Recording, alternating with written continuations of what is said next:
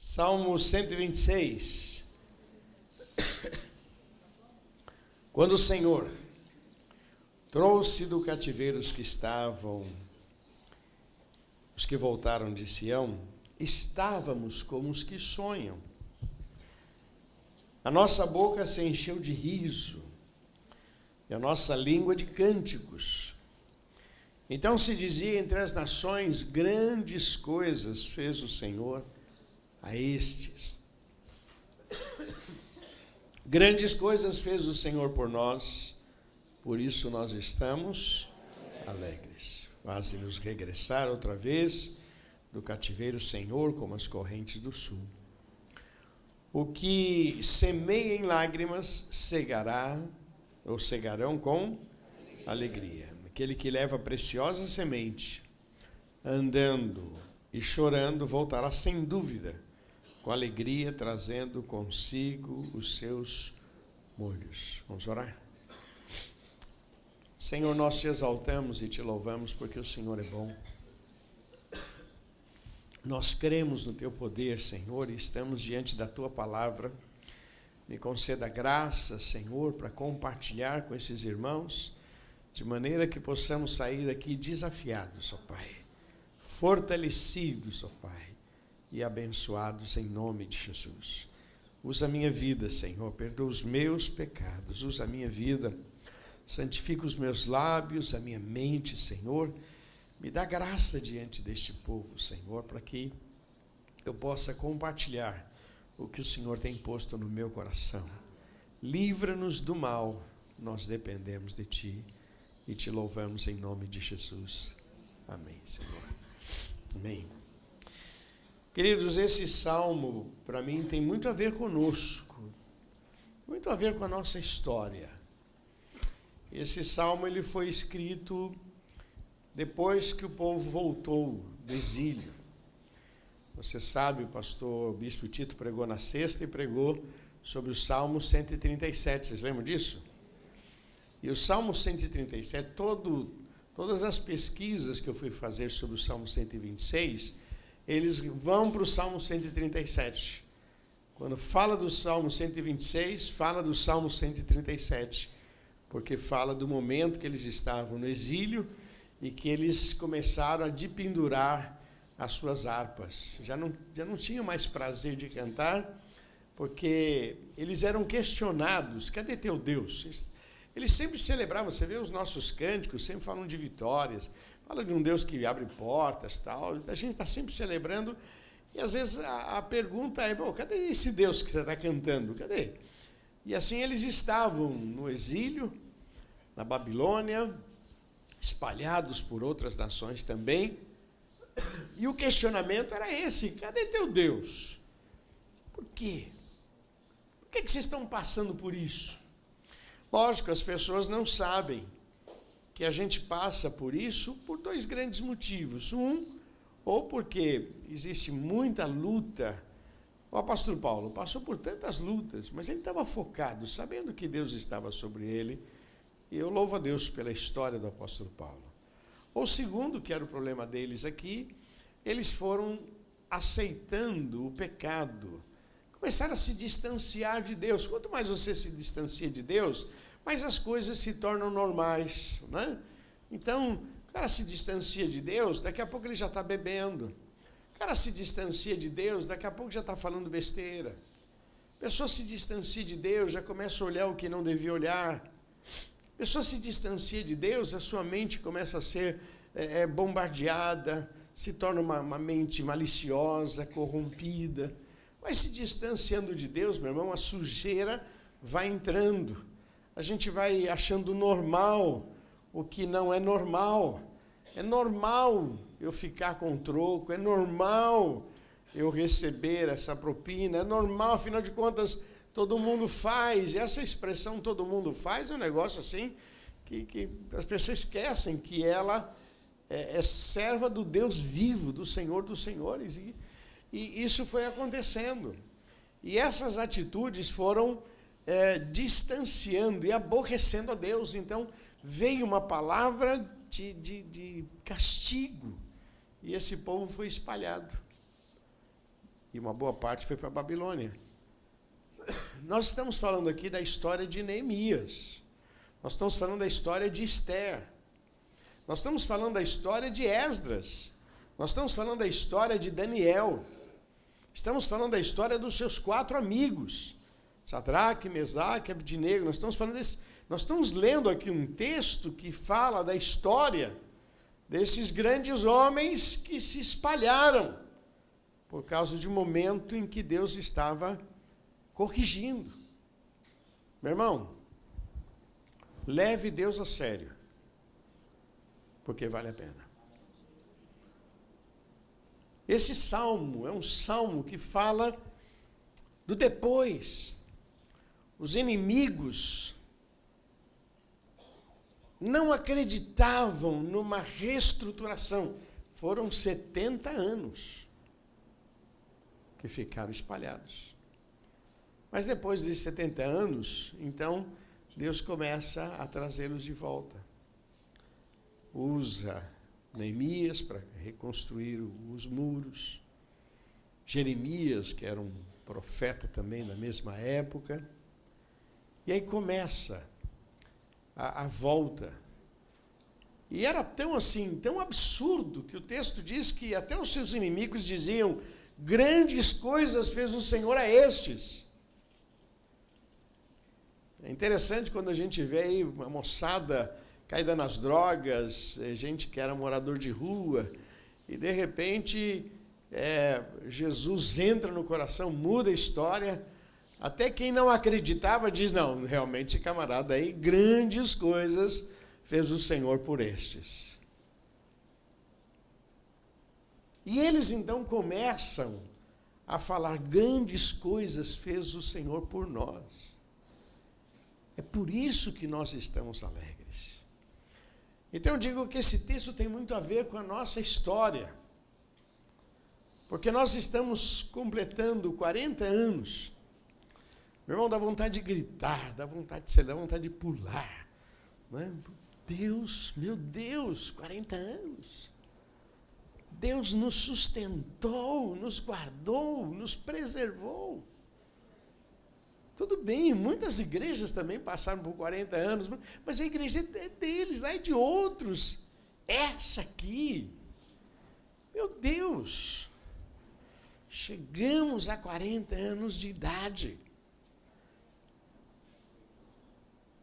sem mancha na história, sem mancha, mas tentaram manchar. Sem desvio teológico, pregando a mesma coisa, a palavra de Deus. Tentaram mudar. Até dizem que aqui na igreja a mensagem é água com açúcar. Alguns precisam sair para pegar alguma coisa melhor, de mais qualidade.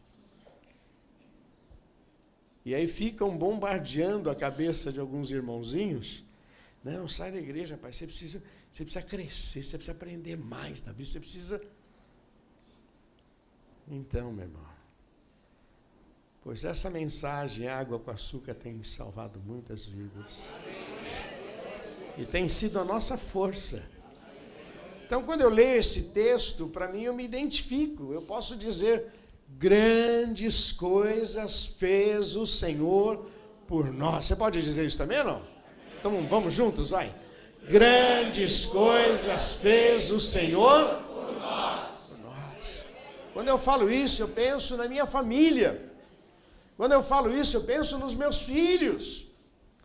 Quando eu falo isso, eu penso nas minhas finanças. Quando eu falo isso, eu penso na minha história. Graça.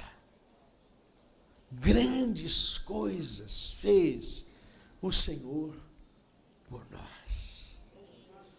Meu irmão, eu queria que você preste atenção no que eu vou dizer. Essa pessoa que está do seu lado é um milagre ambulante. Olha, se você soubesse o que Jesus fez na vida desse irmão, dessa irmã, você ia chorar. Você ia chorar. Quando eu cheguei lá na Bolívia, vendo a Romélia lá na UTI, praticamente desenganada. Hoje está aqui servindo ao Senhor, louvando a Deus. Meu irmão, grandes coisas fez o Senhor por nós. Amém, amados? Amém. Não é lindo isso? Eu tenho o hábito de dizer o seguinte, que eu quero agradecer aos funcionários da FENCO, que investiram tanto dinheiro nesse prédio, colocaram aqui do bom e do melhor, e Deus nos deu, louvado seja o nome do Senhor. Está na Bíblia, né? Lá em Eclesiastes está lá, né? Que Deus dá não vou usar a expressão ímpio, não. Deus dá trabalho para que ajuntem, capítulo 2, último versículo. Deus dá trabalho para que ajuntem e depois depositem aos pés daqueles que são bons diante de Deus. Não é que a gente é bom, mas a misericórdia de Deus é boa, né? Então eu agradeço todos os cozipanos, né, os que investiram. Nossa! Eu nunca faria um jardim desse aqui na frente da igreja. Nós só estamos conservando, pessoal. A gente está cuidando bem, né? Mas o pessoal diz assim, mas que igreja bonita. Obrigado. Mas não fomos nós que construímos, não. Foi Deus. Imagina quando começaram a fazer as coisas aqui. Eu sonho em fazer o nosso templo lá atrás, né? Deus ainda não permitiu, mas eu sonho. Meu desejo é fazer o templo atrás. Esse grupo aqui vai ser um auditório, aquele grupo lá vai ser outro auditório. Aqui vai ser uma exposição da nossa história. E aqui vai ser uma grande lojinha, uma cafeteria para você vir tomar café na igreja durante o dia. Aí você vem aqui, traz seus amigos, vamos tomar um cafezinho, vai lá na igreja. Então vai vir tomar um café aqui, você vai evangelizar e abençoar. Sonhar não paga nada, né, meu irmão? Isso vai ser realizado? Não sei. Mas, se eu não sonhar, não chego em lugar nenhum, não é verdade? O texto diz grandes coisas, mas ele tem uma receita que eu acho tremendo, versículo 5. Eu quero terminar aqui. Versículos 5 e 6. Os que semeiam em lágrimas, cegarão com... Fala para quem está do seu lado. Não existe nada fácil. Fala. Tudo dá trabalho. Fala para ele, tudo dá trabalho. Casamento dá trabalho. Criar filhos dá trabalho. Ser empresário dá trabalho. Tudo dá trabalho. Até porque hoje a gente tem tanta opção, né? Você entra no restaurante, tem um cardápio, dá trabalho. O legal é o prato do dia. Chegou lá, comeu, acabou, vamos embora. Mas não, é trabalho. Hoje os pais perguntam para as crianças, né? O que você quer comer? A criança não sabe nem ler, você sabe o que você quer comer? Aí você fala, vou pegar, não quero. É o seguinte, vai comer o que eu te der, em nome de Jesus. Versículos 5 e 6. Os que semeiam em lágrimas, cegarão com aquele que leva a preciosa semente, andando e chorando, voltará sem dúvida com alegria, trazendo consigo os seus molhos. Eu fiquei pensando, que semente é essa? Eu destaquei algumas sementes aqui que eu quero terminar com elas. Primeira semente, que eu acho que é muito clara no texto, na história deles, é a semente de plena confiança em Deus. Eles estavam exilados, eles estavam por meio do pecado, toda a nação. Mas quando a gente lê a história de Daniel, a história dos seus amigos, a história de Neemias, esses camaradas não perderam a confiança em Deus. Esther chama e diz, convoca um período de jejum, 3 dias de jejum, e eu vou comparecer diante do rei. E se eu morrer, morri. Mas se eu viver, ainda posso salvar. A gente confia em Deus. Plena confiança em Deus. Aquele que leva a preciosa semente. E para mim a semente aqui eram atitudes. Eu confio em Deus. Não estou entendendo, não sei. Quanto tempo vai durar, não sei. Mas essa semente eu vou continuar. Confio em Deus, confio em Deus, confio em Deus, confio em Deus. Deus está no controle, Deus está no controle, Deus está no controle. Quando meu pai sofreu um acidente, nós perdemos tudo. Depois meu pai dizia, se com Jesus está difícil, sem Ele é pior. Dias melhores virão. Se com Jesus está difícil, sem Ele é pior. E a gente passou. Não é verdade? Está lá meu irmão. A gente passou. Plena confiança. Meu irmão, quem coloca a sua confiança em Deus, ainda que chore, vai voltar com alegria. Vai ver milagres na sua vida. O covarde, ele desiste. O covarde, ele pula do barco. Mas quem confia no Senhor, mesmo com lágrimas, ainda vai ver a glória de Deus na sua vida. A gente está orando, as coisas não estão acontecendo. Continue crendo, continue orando, continue, porque quem semeia esta semente, quem confia em Deus, não será decepcionado. Então, quando a gente pula do barco, a gente perde a bênção. Sabe outra coisa, outra semente que eu anotei aqui para mim? É a semente de que nunca abriram mão da sua fé. Olha, Sadraque, Mesaque e Abdinego, a gente confia em Deus. Deus pode nos livrar, mas se Ele não nos livrar, a gente continua com Ele. Deus pode fazer um milagre, mas se Ele não fizer, a gente continua. Você acha que Deus vai desprezar alguém que confia nele desse jeito? Por isso que eu admiro Abraão. Abraão disse para Ló, escolhe, você vai para a direita, eu vou para a esquerda. Você vai para a esquerda, eu vou para a direita. Quer dizer, a questão não é onde eu estou, a questão é que eu estou com a bênção de Deus. E o outro olhou espertinho, Sodoma e Gomorra, uma cidade, tal. Eu vou para cá. E o outro sobrou o deserto. Só que ele foi para o deserto debaixo da bênção de Deus. Parecia o pior, mas era o melhor. Amém? Parecia o pior, mas era o melhor. Essa é uma semente muito importante. Eu confio em Deus. Quando eu digo, ainda vou viver os melhores anos da minha vida, eu estou dizendo, eu confio em Deus. Eles estavam ali no exílio, humilhados, questionados, cadê teu Deus? A gente continua crendo nele.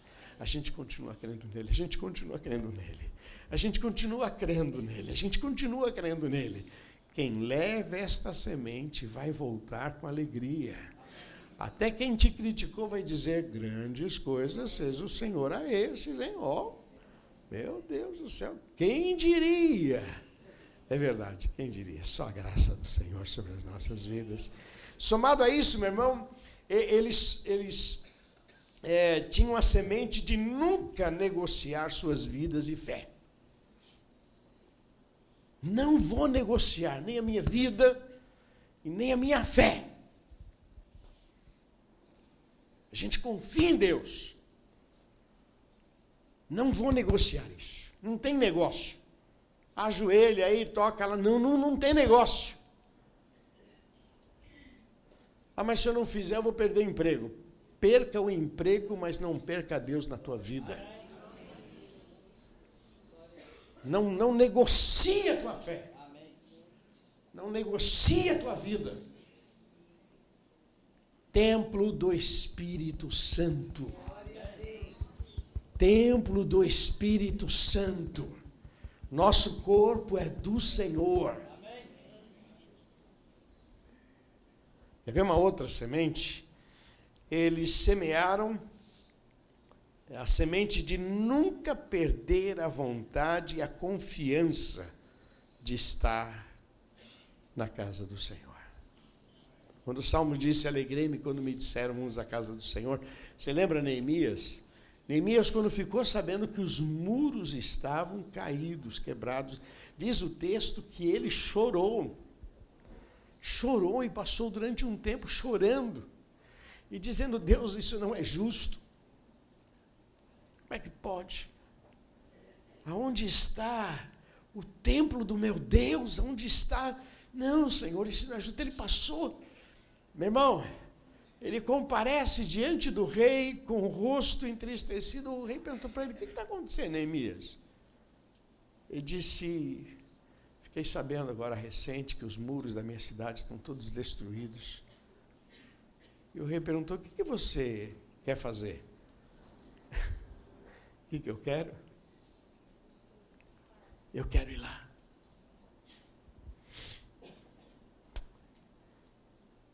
Meu irmão, deixa eu ver se você entende. Eu não idolatro esse local. Mas esse é o local que Deus tem usado para salvar vidas. Eu, a tia, os pastores, a gente vem para cá com alegria, com prazer. A gente não vem com desânimo, outra vez. Não. A gente vem com alegria, com prazer. Essa é uma semente. Porque Deus olha o coração. Quem leva essa... Eles tinham paixão. Queremos estar na casa do nosso Deus, queremos estar na nossa cidade, queremos estar com o nosso povo. Estavam exilados, não havia condições, mas eles não perdiam essa esperança. Ainda vamos estar em Jerusalém, celebrando e adorando o nosso Deus. Às vezes a gente não dá valor à casa do Senhor. Às vezes a gente não dá esse valor aos irmãos, ao prazer de estar com os irmãos. E fica uma coisa muito religiosa. E a gente não percebe que essa é uma semente que está sendo jogada fora. Eles semearam. Num determinado momento, Deus disse, basta, agora vocês vão voltar. Aquele que leva a preciosa semente, voltará sem dúvida, com alegria, trazendo os seus molhos. Lembra que o povo, quando saiu do Egito, diz o texto que eles saquearam o Egito. Me dá. Não é que roubaram, não. O povo começou a dar, não, vai embora. Quer ouro? Leva ouro. Se quer prata, leva prata. Leva. Vai embora daqui. Às vezes a gente passa a vida inteira sofrendo, em busca de um pouquinho de dinheiro. A ganância toma conta do nosso coração e a gente perde o melhor. Ame ao Senhor, ame esse local, ame os irmãos. Quem leva essa semente ainda vai ver o resultado de tudo isso. Não vou profetizar que você vai ficar doente, mas quando você ficar doente, você vai ter gente do teu lado, porque você fez história na história dos outros. Você vai ver gente cuidando de você. Fantástico. Eles tinham outra semente que eu acho interessante, que é a semente de ser bênção aonde eles estavam. Eles estavam na Babilônia. Lá no livro de Jeremias tem uma citação que eles querem sair. Deus disse, não, casem-se, construa casas, não é tempo, fique aí, sejam bênção onde vocês estão. Daniel, ele era bênção onde ele estava, Neemias era bênção onde ele estava, seus amigos eram bênção onde estavam. Fala para quem está do seu lado, você é crente. Fala assim, você é servo do Deus Altíssimo. Então seja bênção. Bênção. Bênção no teu trabalho, bênção na tua família. Não pode ser aquela pessoa que é um peso morto, que é chato, inconveniente, chato.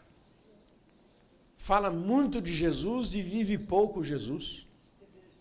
Prega que é uma beleza, mas não faz nada. É um peso morto. Eles eram bênção. Quem leva esta semente, lembra José do Egito? O cara estava ali, o cara era bênção, bênção, bênção, bênção, bênção. Plantou uma semente, bênção, bênção, bênção. Num determinado momento, Deus disse, acabou. Imagina, ele era escravo na casa de Potifar. Depois foi parar na prisão. Depois, ele tinha tantos servos à disposição dele, tantos servos. Acredito que ele tinha tolerância para mandar, porque ele sabia o quanto doía. Porque os servos naquele tempo não tinha por favor. E qualquer coisa, vara nos caras, né? Chicote nos caras. Eles tinham essa semente. Eu quero terminar com essas duas aqui. A semente de desafiar o próprio destino. A semente de desafiar o próprio destino. Dizem que eu não sirvo para nada, mas eu temo a este Deus. Estão dizendo que o meu filho não vai ser ninguém na vida. Eu profetizo, vai ser um servo do Senhor. Vai fazer diferença. Dizem que meu casamento está acabado, mas eu profetizo a bênção de Deus. Dizem, mas eu desafio o próprio destino. Estavam lá.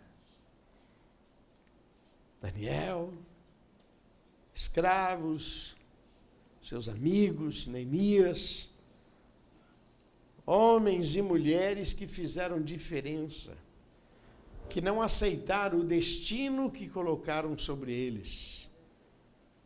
Não me deram estudo, não me capacitaram, tudo bem, cada um deu segundo as suas posses, mas eu tenho um Deus que é maior sobre a minha vida.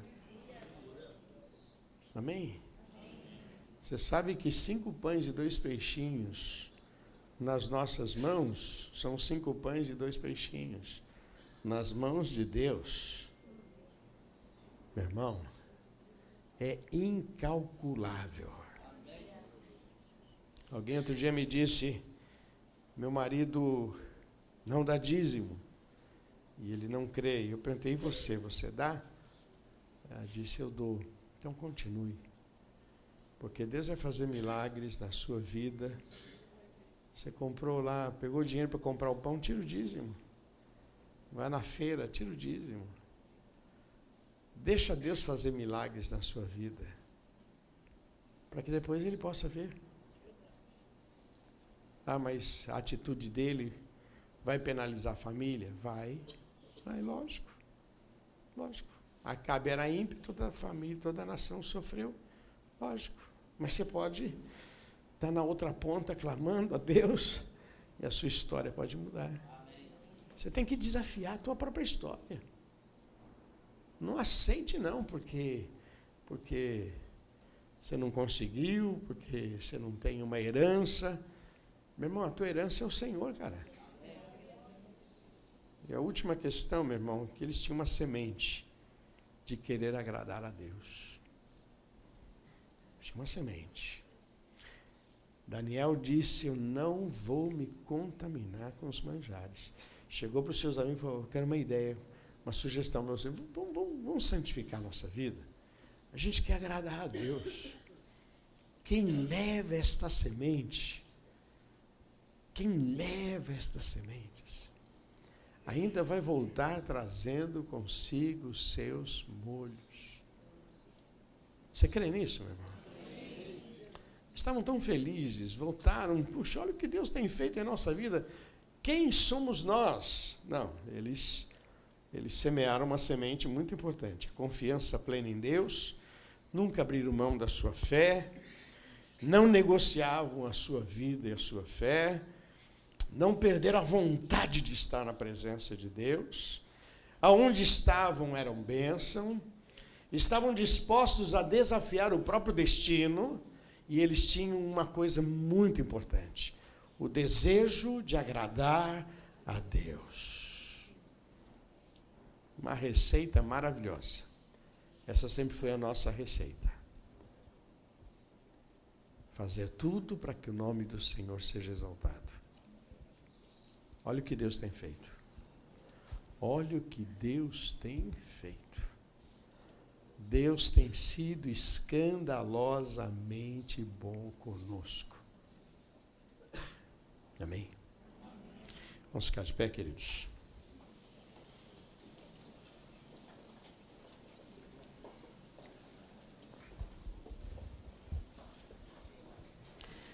Os que semeiam com lágrimas cegarão com alegria. Vamos falar juntos? Os que semeiam com lágrimas cegarão com alegria. Aquele que leva a preciosa semente, andando e chorando, voltará sem dúvida com alegria, trazendo consigo os seus molhos. Para mim, 40 anos tem um cheiro de tempo novo, não tem?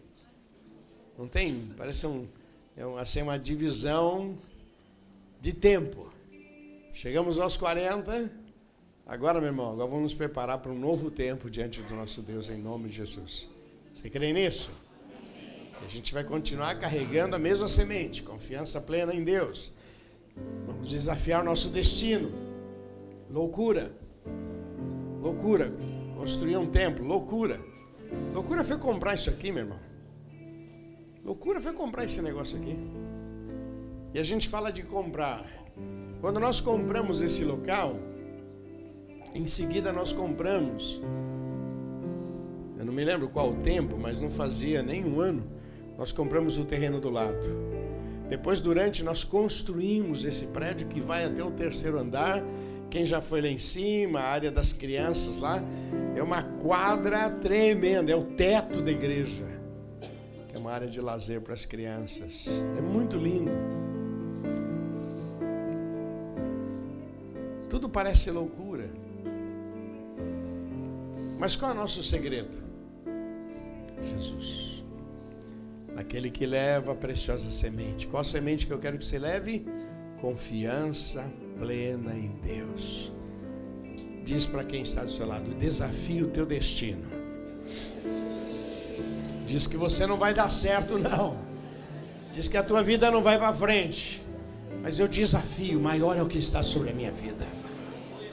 Desafio o teu destino. Maior é o Senhor. Não vai dar certo. Vai. Talvez não seja do meu jeito. Talvez eu estou pegando o caminho errado, mas eu dei liberdade para Deus mudar o meu caminho. Porque eu sei que a vontade dele é boa, perfeita e agradável. Deus é bom. Você crê nisso? Meus filhos serão discípulos do Senhor. Os meus netos verão a glória de Deus. A minha velhice com a minha esposa vai ser uma grande bênção. Essa igreja ainda vai refletir muito mais a glória de Deus. Oh, meu irmão, aquele que leva a preciosa semente, não esquece disso não, meu irmão. Leva a semente, não negocia a tua fé, não negocia a tua posição. Creia. Confia. Vamos orar? Feche teus olhos, põe tua mão no teu coração, por favor. Senhor, eu creio na tua palavra. Nesta manhã, Senhor, nós nos reunimos aqui para celebrar e exaltar o teu nome, Senhor. Tu és um Deus maravilhoso. Que a tua bênção, Senhor, esteja sobre este povo. Senhor, a tua palavra nos ensina que aquele que leva a preciosa semente, a semente da fé, da confiança, pessoas que não negociam suas posições, pessoas que não são egoístas, que estão dispostas a sofrer por amor aos outros, como Esther fez. Senhor, nós te louvamos, ó Pai. Nós queremos levar esta semente, confiando e dependendo de Ti. E eu sei que vamos trazer o nosso molho, o resultado. Louvado seja o Teu santo nome. Abençoa este povo, Senhor, com a Tua bênção. A bênção que está neste local, a bênção que está sobre a minha vida, que seja derramada sobre esta igreja para a glória do Teu nome, em nome de Jesus. Repete comigo, diga: Senhor Jesus, eu creio na Tua palavra, e eu sei que as minhas lágrimas, que a minha perseverança, a minha confiança em Ti tem um resultado. Eu sei que o Senhor fará grandes coisas na minha vida, na minha família, nesta igreja. Eu recebo esta palavra em nome de Jesus. Vamos aplaudir nosso Deus.